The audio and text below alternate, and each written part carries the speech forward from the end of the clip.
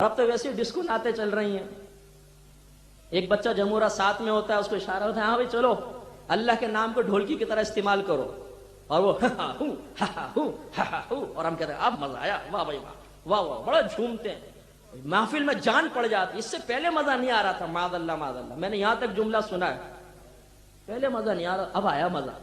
یعنی اللہ کے نبی کا نام لیا جا رہا ہو, پہلے مزہ نہیں آ رہا, اللہ کے نام کو ڈھول کی طرح استعمال کرے تو ہمیں مزہ آنا شروع ہو گیا.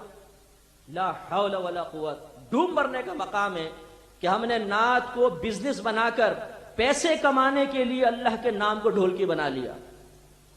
اور میں معذرت کے ساتھ ان منتظمین کو بھی میں عرض کرتا ہوں کہ آپ نے ان کس قسم کے نعت خوانوں کی حوصلہ افزائی کر کے اس معاشرے میں ایک بڑے بگاڑ کو جنم دیا ہے.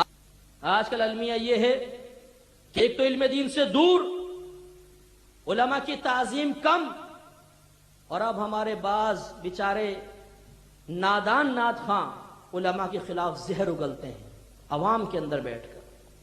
کس وجہ سے؟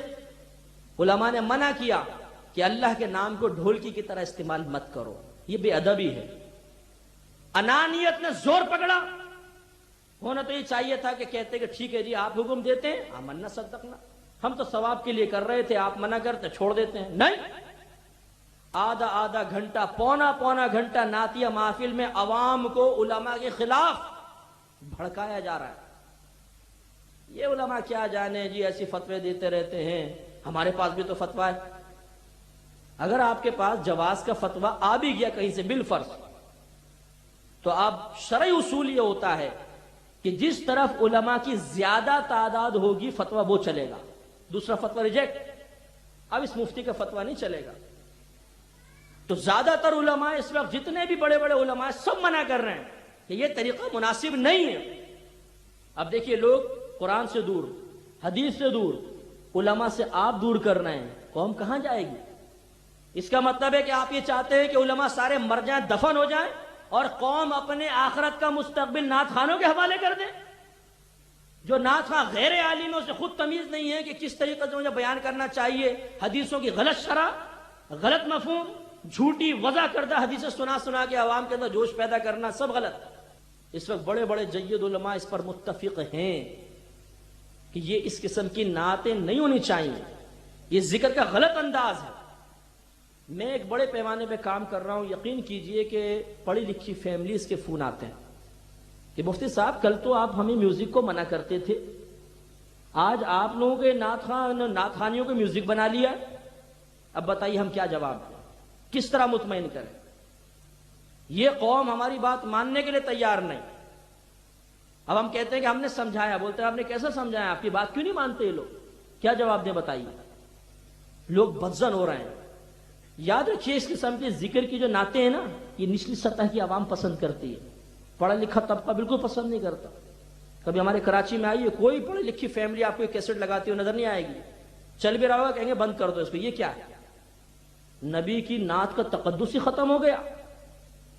اور میں معذرت کے ساتھ, کاش یہ پیغام نعت خوانوں تک پہنچے.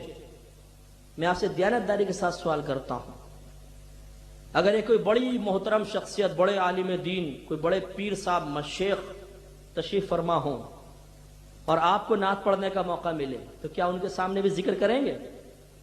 میں نے دیکھا بولتے نہیں, ابھی نہیں, حضرت بیٹھے ہوئے. تو جب ایک حضرت کا ادب کر کے آپ ذکر کو روک رہے ہیں, کیوں؟ اس لیے کہ آپ کم از کم اتنا تسلیم کرتے ہیں کہ یار بزرگ کے سامنے ایسا نہیں ہونا چاہیے. تو یہ محفل کس کے لیے کر رہے ہیں؟ اللہ اس کے رسول کے لیے کر رہے ہیں, نہیں کر رہے؟ کیا اللہ کے نبی آپ کی آواز سن رہے نہیں سن رہے؟ ایک شیخ کا آپ ادب کر کے کہتے ہیں ابھی ذکر مت کرو, شیخ صاحب بیٹھے ہوئے ہیں, تو اللہ کے نبی کا کوئی ادب آپ کے ذہن میں نہیں ہے. اس کا مطلب ہے کہ آپ یہ ذکر کی محفل صرف پبلک کے لیے کر رہے ہیں, نہ اللہ کی پرواہ نہ رسول کی پرواہ. اور ایسا ہے بھی, ایک نعت خواں مجھے ملا, کہنے لگا کہ آج کل یہ ذکر کے اوپر بڑے مسئلے چل رہے ہیں. تو میں نے کہا بھائی مسئلہ تو ہے, آپ چھوڑ دو اس کو. کہنے لگا یقین کریں میں خود اس کو برا سمجھتا ہوں, لیکن کیا کریں, پبلک کی ڈیمانڈ ہے. تو حقیقتاً اب نعت خواں اللہ کے لیے شاید ہی پڑھتا ہو, میں نہیں کہہ رہا ہوں کہ ہر ایک ایسا کرتا ہے, اب پبلک کی ڈیمانڈ پہ چلتی ہے بات. پبلک کیا چاہتی ہے, میزبان کیا چاہتا ہے, کون سی نعت پڑھوں کہ میزبان پھڑک جائے اور جیب میں ہاتھ ڈال کے ہاں یوں پیسے لوٹانا شروع کر. یہ تو انداز بھی مطلب مناسب نہیں ہوتا, یہ پیسے لوٹانے کا انداز. ریاکاری تو ہے بھرپور, اور یہ انداز مطلب معیوب ہے. کسی اور مقام پہ ہوتا تھا جو اب نعت خوانیوں کے اندر شروع ہو گیا. یہ غلط انداز ہے.